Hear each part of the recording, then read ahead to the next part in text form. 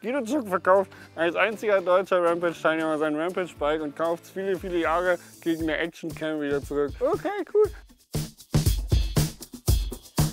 War der Stunde weg und wo der wieder gekommen ist, habe ich, glaube ich, 3 oder 4 Mal so weit gebaggert wie er den ganzen Vormittag.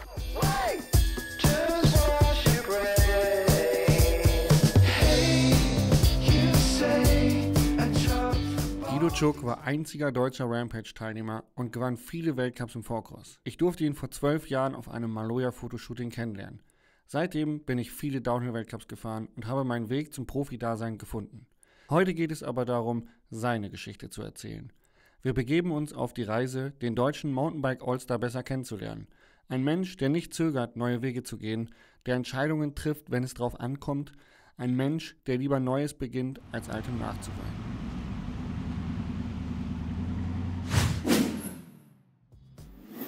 Vor vielen, vielen Jahren war ich mit Guido von Marrakesch auf dem Weg in die Sahara, haben viele Stunden im Auto gesessen und ich habe ihn einfach gelöchert mit Fragen darüber, wie man Profi wird, wie man mit Sponsoren verhandelt und was man auf Rennen beachten muss. Das ist das Bild, wie es bei mir angefangen hat. Und ich stelle mir heute die Frage, wie hat es eigentlich beim Guido angefangen? Was hat der in seiner Profikarriere alles gemacht? Was hat er geleistet? Und was macht dieser ehemalige Profi heute? Wir werfen einen genauen Blick auf den Menschen Guido Tschugg. Der Mann, der vor dem Video dreht, der den Zahnarzt so viel macht. Nein, ich habe nur Termine machen müssen, weil es viel ansteht. Scheiße. Ich kenne keinen Menschen, der vor einem Videodreh noch schnell einen Zahnarzttermin macht. Niemanden. Doch, jetzt kenne ich einen. Der Termin, der steht schon 2 Monate. Kenne ich einen. Ja, und da habe ich jetzt halt so eine Motocross, eine kleine, wo ich halt ständig umbau. Und ja, das ist direkt am Haus. Das ist halt nachhaltig. Du brauchst nicht mal ein Auto zum irgendwo hinfahren. Und wir fahren elektrisch. Genau, dass wir halt einfach die Nachbarn nicht verärgern. Also tatsächlich habe ich also erst hier einen Pumptrack gehabt, an dem Drahtkasten, sagt man da, an der Holzhütte. Dann also irgendwann mal ein Pool dazukommt, dann habe ich einen Pumptrack um den Pool rum. Und irgendwann habe ich dann entschlossen, okay, jetzt haben wir hier unser Wellness-Oase oder unseren Ruhepunkt. Jetzt machen wir das darüber. Genau. Und dann habe ich da wirklich aus dem Stadel raus, also wenn es geregnet hat, habe ich im Stadel das Startguard aufgebaut. Das steht da hinten.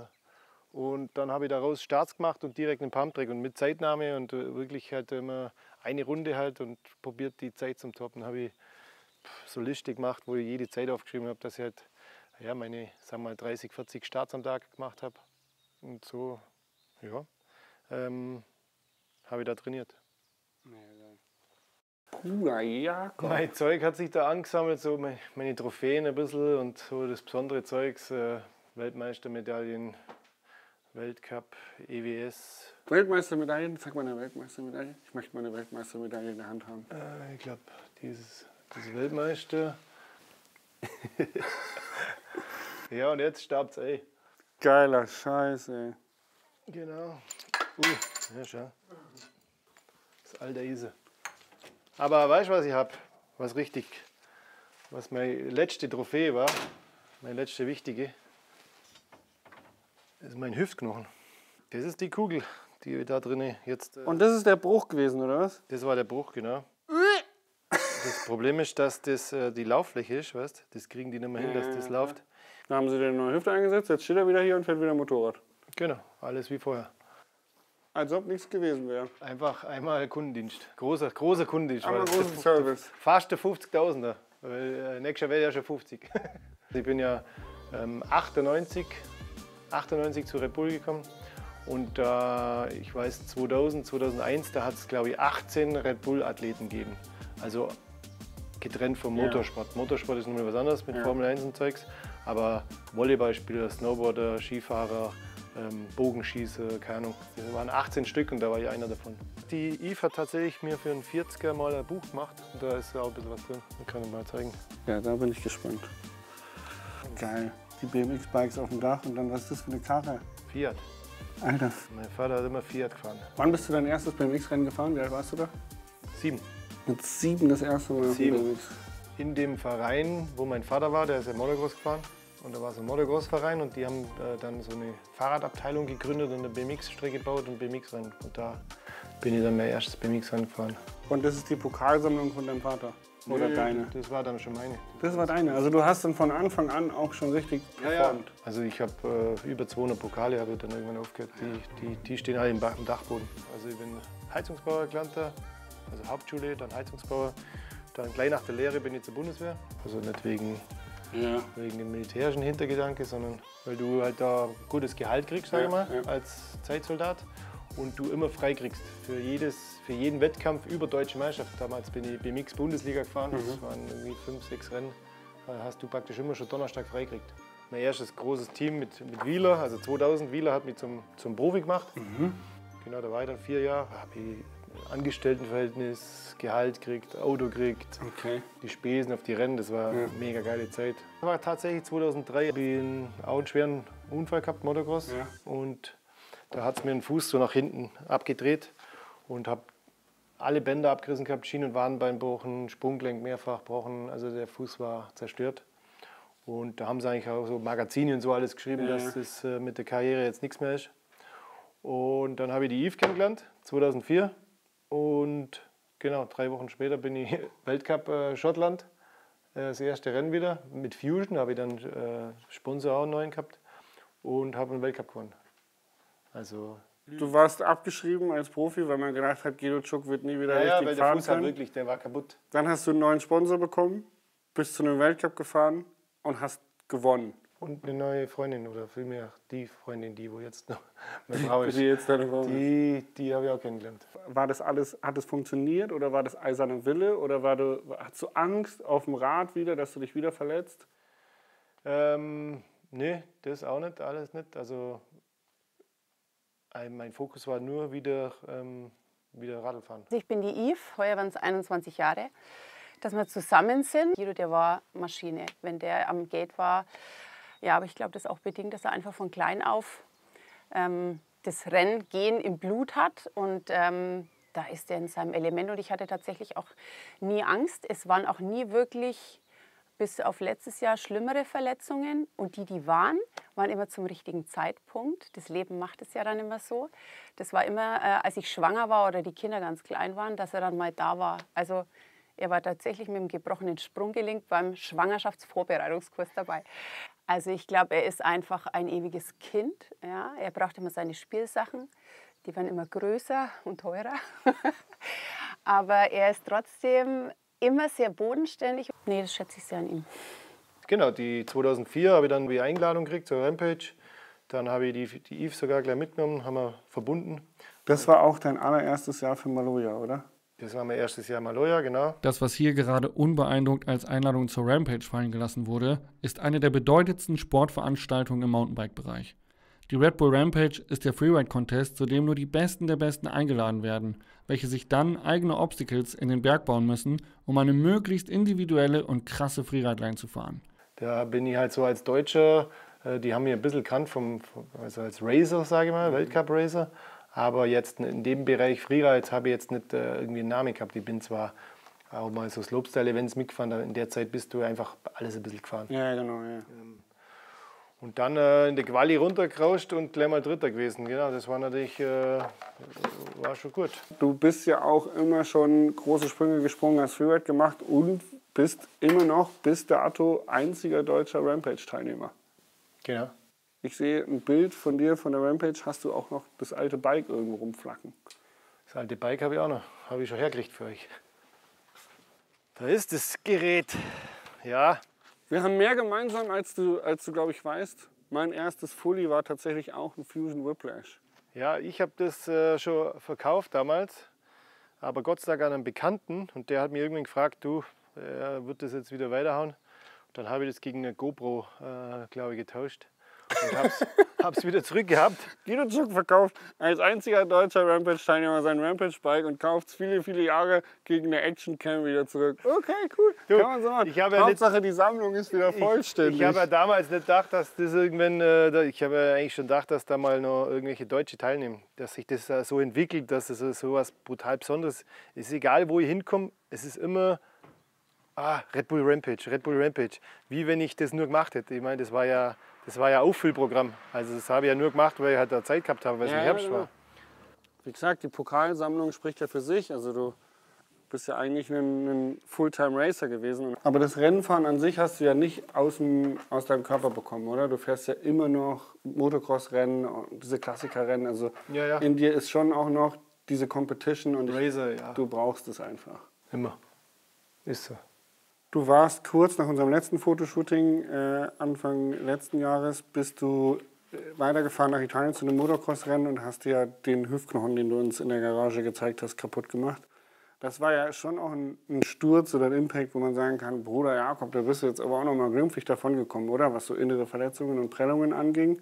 Ja, das war bis dato auf jeden Fall mein härtester Crash und vor allem auch fast 4 Wochen Krankenhausaufenthalt und gescheit Blut verloren. Wenn du jetzt auf dem Motorrad sitzt, ist das noch da oder ist das abgehakt? Na, das ist abgehakt. Also das habe ich Gott sei Dank nicht, dass ich irgendwie dann da so Angst habe oder denke, ich werde mich wieder verletzen oder so. Ein ganz kleines bisschen so, wo ich jetzt ein bisschen Respekt habe, weil das war halt ein Riesenloch im Absprung, wo es mich überschlagen hat. Und jetzt beim Motocross-Fahren, wenn so der Absprung nicht super sauber ist, da tue ich einfach ein bisschen bewusster drauf schauen. Also 49 Jahre hat es gedauert, bis das erste Mal Respekt nach einer Verletzung kam. Ja, genau. Da hängt halt viel zusammen. Weißt? Erstens, du bist in der Zeit, bist du komplett weg für die Familie. Ja. Dann, Ich meine, das brauchst du mir ja. Aber manche verdienen. Menschen haben das ja schon mit 25 oder 30. Ja. So bei dir hat es halt bis 49 gedauert, bis das da oben angekommen ist. Du hast halt schon eine gewisse Zeit zum Überlegen im Krankenhaus. Aber du hast keine Angst. ich habe trotzdem, genau, ich habe keine Angst. Ich bin auch nach 12 Wochen gleich wieder Motocross-Rennen mitgefahren, zum Probieren, ob es wieder geht.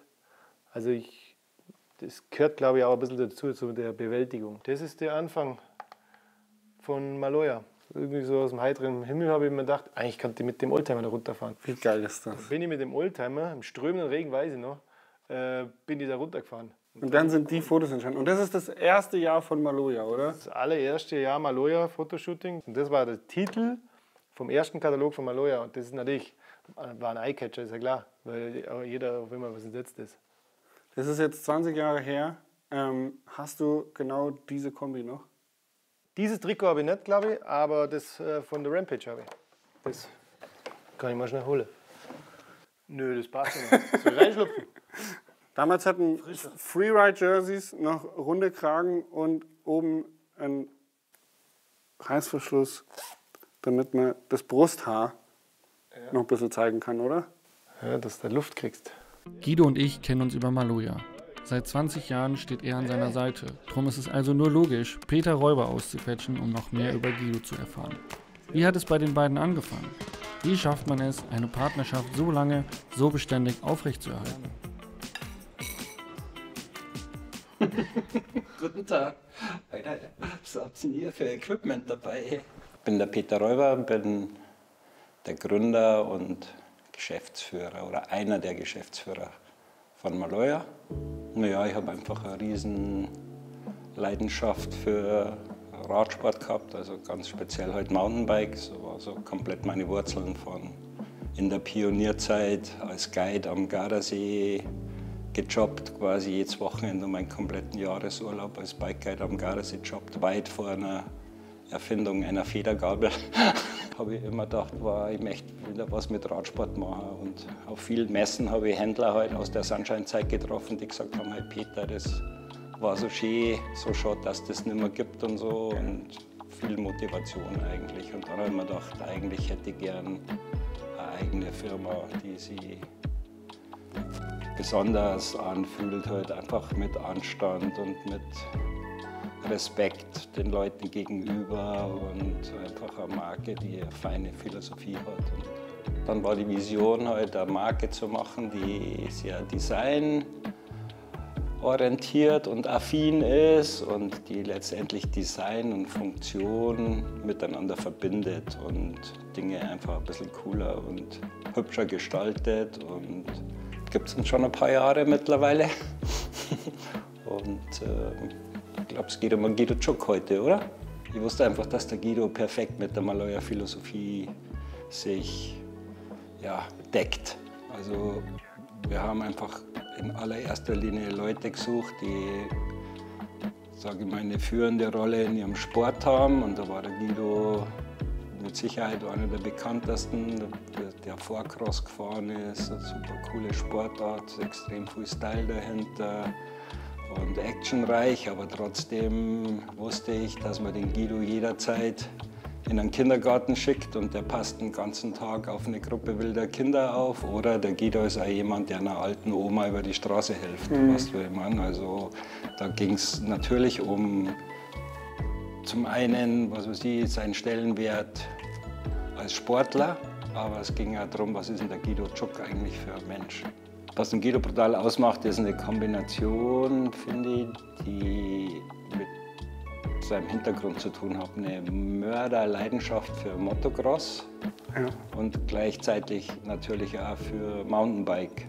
Und das hat der Guido schon immer extrem vereint. Und er hat schon immer Motocross-Einflüsse letztendlich ins Mountainbike gebracht. Und das war der Hintergrund der Entwicklung, die wir natürlich mit ihm über all die Jahre gemacht haben, dass wir heute letztendlich dann in dieser Enduro-Freeride-Kollektion über den Guido auch, sage ich mal, Moto X-Einflüsse heute gehabt haben. Und da hat er brutal gebrannt dafür und da hat er sich auch genau auskennt, was da global die Entwicklungen sind, welcher coole Fahrer gerade welche Klamotten trägt. Und da war der Guido ein Lexikon und also dafür hat er am allermeisten gebrannt. Und das macht natürlich brutal Spaß, mit jemandem was zu entwickeln, der Leidenschaft hat und aber letztendlich auch Know-how und ja, Kenntnisse. Ziemlich geile Zeit, also es war cool. Ich glaube, es gibt einfach niemanden, der seit 20 Jahren immer noch auf dem Mountainbike sitzt und immer noch super wertvoll für Marken unterwegs ist. Also das ist extrem besonders. Der spinnt einfach extrem positiv. Auf eine herzliche Art und Weise. Ich finde es ganz schön, weil du vorhin das Wort Anstand gesagt hast. Und ich finde, das eine schließt das andere nicht aus. Genau. Wild zu sein im Sport, da auch gerne mal irgendwie an die Grenzen zu gehen, Neues zu wagen, schließt nicht aus, dass man eine anständige Person ist und respektvoll mit anderen Menschen umgeht oder mit der Natur umgeht. Und deswegen finde ich das eine ziemlich coole Komponente. Klar. Wenn wir jetzt so zusammensitzen, dann trifft es auf die ja in jedem Fall ganz genauso zu. Danke.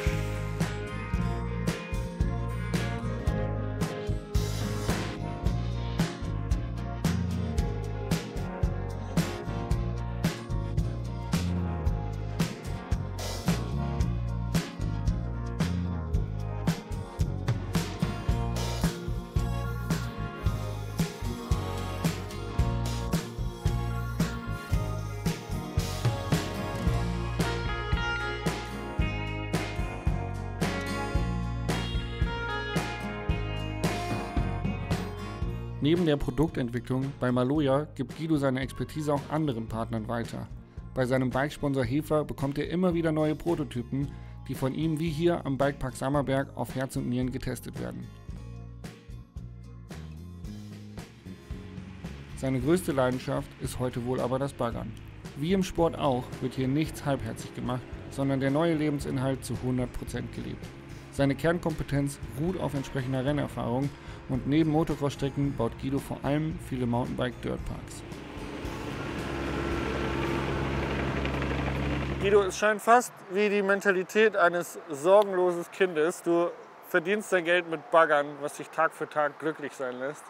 Aber den Wunsch, eine eigene Strecke zu bauen, den hast du ja nicht als Erwachsener gehabt, sondern das kam ja früher schon mal irgendwann, oder? Ja, genau. Also das ist schon fast 30 Jahre her. wo ich die Idee gehabt habe, oder ich habe einfach was gesucht zum im Winter trainieren, weil im Winter einfach alles nass und abgesoffen ist bei uns, sage ich mal, damals im Allgäu noch. Und dann habe ich eine Halle gesucht, nichts gefunden und dann hat mir ein Kumpel den Tipp gegeben. Ich habe keine Halle, die Wände sind auf, aber ein Dach ist über dem Kopf. Frag doch mal, ob du die Brücke irgendwie pachten kannst. Dann habe ich da erstmal 250 LKWs Erde reinfahren lassen. 250 LKWs. Und dann genau, habe ich angefangen zum Bauen. Das hat mir damals noch, da habe ich selber noch nicht so gut baggern können. Dann habe ich einen Kumpel gehabt, der Baggerfahrer ist. Und der hat mir das dann halt so hingelegt erstmal, wie ich gesagt habe, das Grobe. Und dann von dem Zeitpunkt an habe ich es dann halt selber mal gebaut. Und dann hast du hier geshaped, bist weitergefahren, dann, keine Ahnung, hast ja neue Ideen, man will das immer ein bisschen weiterbauen. Und dann kam die Idee, sich einen eigenen Bagger zu kaufen. War das dann auch wieder so ein, okay, cool, das mache ich jetzt einfach, ich sehe nicht die Arbeit, ich sehe nicht die Probleme, sondern... Ja, eigentlich ging das so los, ich bin ja dann Weltcup gefahren. Und damals Duaslalom, Weltcup waren echt fette Sprünge, also richtig fette Sprünge. Da vom ganzen Weltcup-Zirkus teilweise in der Qualifikation sind die nur 3 oder 4 Leute gesprungen. Und dann habe ich gewusst, okay, das kann ich nirgends trainieren, ich muss mir die Sprünge selber bauen. Einfach so extrem Kombinationen wie im Supercross und Motocross oder beim BMX halt einfach verschiedene Hindernisse bauen und das probieren. Und immer größer, immer weiter, steiler. Und so, genau, da habe ich als allererstes gleich mal einen Bagger gekauft, einen ziemlich alten, großen, so einen 11-Tonnen-Bagger, Kettenbagger. Der hatte die Steuerung nur andersrum. Also ja. Und dann hast du dir einfach das Baggerfahren selber beigebracht oder hast du da irgendwie jemanden gehabt, einen Mentor oder so, der dich trainiert hat? Eigentlich nicht, ne. Ich habe mal eine Strecke gebaut für eine Gemeinde und dann haben die gesagt, sie haben einen Baggerfahrer. Der hat dann da baggert und ich habe immer geschaut und habe gesagt, steiler, flacher. Und dann hat er das irgendwie nicht so hingekriegt, wie ich mir das vorgestellt habe. Habe es ihm dann aufgezeichnet, hat er immer noch nicht hingekriegt. Dann hat er Mittagspause gemacht und hat gesagt, ja, kannst du mal selber ein bisschen probieren, wenn du willst. Er macht das eine Stunde Pause. Dann war der eine Stunde weg und wo der wieder gekommen ist, habe ich, also glaube ich, 3 oder 4 Mal so weit gebaggert wie er den ganzen Vormittag. Und dann hat er gesagt, hey, weißt du was, mach gleich du, das kannst du auch. Ja. Und dann habe ich mir gedacht, ja, eigentlich muss ich mir selber beibringen. Und ja, mittlerweile bin ich so spezialisiert auch mit Anbaugeräten, eine Rüttelplatte für den Bagger, eine Siebschaufel zum Separieren, also dass ich die Steine rauskriege, kompletter ein Rotor, Drehlöffel, den du endlos drehen kannst du in alle Richtungen arbeiten, also es ist wie eine Hand. Wie eine Hand, ja. So die Erde streicheln. Shapen, ja. Der Tschugg-Shaper. Mit dem Spot habe ich natürlich gedacht, okay, das will ich nicht nur für mich alleine nutzen. Und habe dann auch für normale Leute was gebaut. Das sind halt wirklich auch richtig gute Leute, sag mal, hier groß geworden oder daraus entstanden, sage ich mal. Der Corby Engstler zum Beispiel ist, glaube ich, der namhafteste. Die Sophia Wiedenroth ist auch relativ oft da gewesen. Die Maxima Jags, die sind ja alle von der Region und die haben eigentlich, kann ich sagen, hier ist Fahren gelernt. Gell? Das ist natürlich cool. Und habe dann so eine X-Miss-Jam gestartet. Teilweise Schnee außen und hier drinnen sieht man, es ist komplett trocken, weil es einfach das Dach über dem Kopf hat. Teilweise 250 Fahrer waren da, Kids und halt die ganzen Eltern und Zuschauer und Verkaufsstände mit Bratwurst. Und meine Eltern haben am Anfang nur Kuchen gebacken und so, also richtig familiär und ist dann aber ein bisschen größer geworden. Sponsoren haben immer richtig fleißig Zeugs gespendet, dass sie da so eine Verlosung machen konnten. Und jetzt haben wir eben gesagt, dass wir dieses Jahr mein 20-jähriges Tschugg Jubiläum werden wir hier unten feiern dann. Am 6. Dezember, glaube ich, ist das. Und genau, da gibt es dann eine fette Sause und können wieder alle fahren, Spaß haben. Und das, obwohl vielleicht draußen Schnee liegt. Ja, mega geil. Dach über dem Kopf unter der Brücke.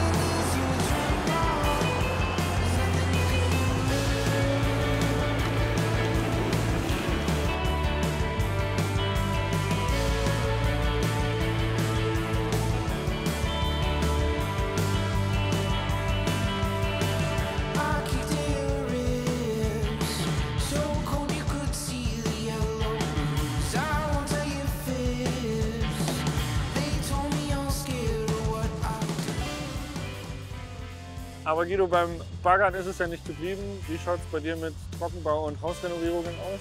Ja, da kann ich euch direkt zeigen. Habe ich hier in Italien ein bisschen was hergerichtet. Die Casa Tschugg, man kennt sie bereits von Instagram.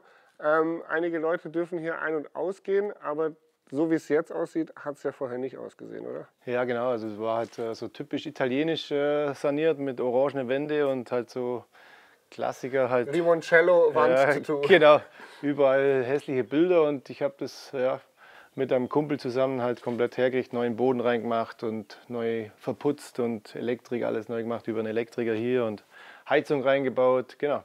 Mitten im Trailparadies Finale Ligure hat Guido die Casa Tschugg erschaffen. Ein Ort für sich, seine Familie, aber auch für Mountainbike-begeisterte Gäste. Gibt es eine Hausführung? Gemeine. Abmarsch. Ist jetzt nicht groß, aber da haben wir hier eine riesengroße Fensterfront reingebaut, dass du einfach direkt vom Schlafzimmer, vom Bett aus, von der Küche aus ans Meer runter siehst. Der Blick ist absolut Wahnsinn. Da unten die kleinen Kirchtürme noch vom Meer. Das ist praktisch Pietra Ligure und da der Hang davor ist ja, da war die EWS vor 2 Jahren. Das Monte Grosso heißt der. Hört sich auch noch geil an. Früher hast du dich dem Rennstress gegeben und jetzt sitzt hier Wie die Jungs zurückgezogen da und irgendwo schaust hoch. denen beim Rennstress zu und schlürfst dein Espresso und denkst ja, nein, die Bullen, Das war die tatsächlich- müssen da noch durch, ich hab's geschafft. Es war tatsächlich so, vor 2 Jahren, da waren wir hier im Urlaub mit der Family und dann habe ich gesehen, da drüben, da geht es irgendwie ein bisschen ab und ich habe nicht gewusst, dass die EWS an dem Hang ist, weil die ist ja mal da, mal da, mal da. Und dann haben wir echt umgezogen und bin rübergeradelt zum ein bisschen zuschauen. Und dann bist du ja rucki zucki, da geht direkt ein Trail runter. Mega mittendrin im Trailparadies.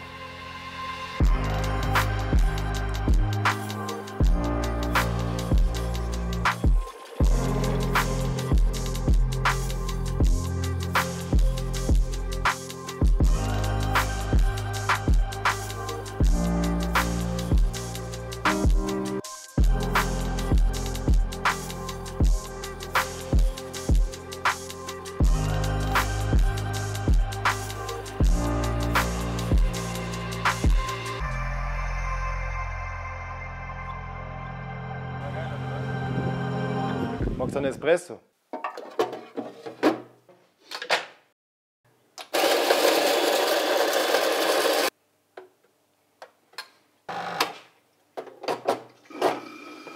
So, Fratello. Schauen wir mal, wie der geil reinläuft. Das habe ich auch selber gebaut. Das war Tagleger am Haus. Das war irgendwie so eine Ablage, irgendwas zusammengeschraubt, hingeschraubt und die Steuerplatte ist irgendwo rumgelegt. Die habe ich mit der Flex bearbeitet, dass es ein bisschen wild ausschaut. So wie es jetzt aussieht, ist es ja wirklich, ich sag mal, ein richtig feines Apartment, wo man es auch gerne mal eine Woche aushalten kann. Aber wie viele Wochen Arbeit hast du hier reingesteckt, bis es so aussah, wie es jetzt ist? Mei, das habe ich halt im Winter gemacht. Da habe ich immer ein bisschen Leerlaufzeit, würde ich jetzt nicht direkt sagen, aber es ist einfach ein bisschen, habe ich mehr Zeit, weil im Streckenbau auch weniger ist. Und dann bin ich schon halt immer so Blöcke runtergefahren, immer eine Woche runtergefahren, haben wir aber schon richtig angerissen. Also ich habe einen Kumpel, der ist baumäßig ziemlich fit und der fährt aber auch Radl und so. Und genau, und dann haben wir halt immer richtig Gas gegeben, vormittags und nachmittags ein bisschen Radl gefahren. Na, also das ist ein Phänomen von mir, glaube ich, dass ich einfach das Objekt oder die Arbeit dann praktisch schon fertig mir vorstellen kann. Und ich sehe das eigentlich nur noch so fertig, wie es da steht. Also es ist egal, ob das, wenn ich jetzt eine Bude renoviere, oder eine Strecke baue, eine Mountainbike-Strecke. Ich kann mir das so gleich vorstellen und habe das gedanklich eigentlich schon im Kopf. Und das motiviert mich dann. Also ich sehe dann gar nicht mehr die Arbeit. Also hier auch, die gesagt, boah, das ist so viel Arbeit, warum tust du das an? Aber ich sehe das immer nicht. Ich sehe nur noch die fertige Bude an der Location, die Lage top und dann geht's los. Gibt es hier in dieser Casa Tschugg einen Ort, wo ein Guido Tschugg auch mal die Füße stillhält? Und sich mal eine Stunde in die Sonne setzt und gut sein lässt? Oder ich habe das gerade gestern zu meinem Kumpel gesagt, das ist eigentlich Wahnsinn, weil wir immer unterwegs sind. Dann mit dem Radl fahren und dann wieder ausgemacht zum Pizza essen und dann wieder das und dann oder arbeiten. Aber dass ich jetzt so einfach mal so hinsitze, ja, das heben wir auf für später mal. Wo sind die Trails? Du kannst direkt hier hoch und dann geht da oben am Masten, siehst du den? Ja. Da geht direkt ein Trail runter. Und das ist eine ganz coole kleine Hausrunde. Und das ist dann die Bude, die ich kaufen soll, oder? Damit wir Nachbarn werden. Ja, aber ich helfe dir nicht beim Renovieren, weil da ist richtig Arbeit. Das siehst du.